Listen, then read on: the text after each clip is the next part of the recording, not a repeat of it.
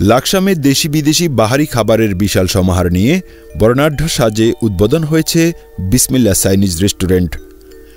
শুক্রবার জুমার নামাজ শেষে লাকসাম সরকারি হাসপাতালের ১০০ গজ দক্ষিণে ও উপজেলা পরিষদের দক্ষিণ গেটে সাবেক কুটুমবাড়ি নামক স্থানে দোয়া ও মুনাজাতের মধ্য দিয়ে বিসমিল্লাহ চাইনিজ রেস্টুরেন্ট উদ্বোধন করা হয়।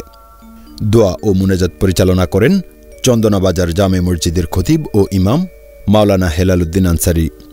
রেস্টুরেন্টটিতে বিভিন্ন দেশের খাবার পার্সেল অর্ডার নেওয়া ও গ্রাহকদের সেবায় হোম ডেলিভারি প্রদান করা হয়। রেস্টুরেন্ট পরিচালক সবির হোসেন সাব্বির বলেন, বিসমিল্লাহ চাইনিজ রেস্টুরেন্ট লাকসাম সরকারি হাসপাতালের ১০০ গজ দক্ষিণে উপজেলা দক্ষিণ গেট। আপনাদেরকে জানাই সুস্বাগতম।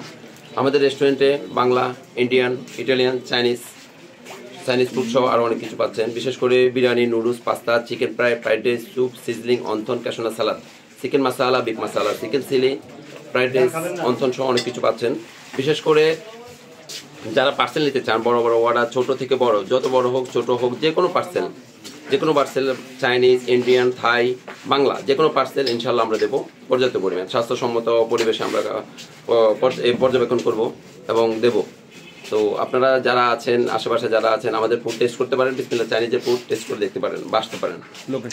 লোকেশন লাকসাম পশ্চিমগাঁও, পুরান বাজার সরকারি হাসপাতালের ১০০ গজ দক্ষিণে, উপজেলা দক্ষিণ গেট, লাকসাম, কুমিল্লা।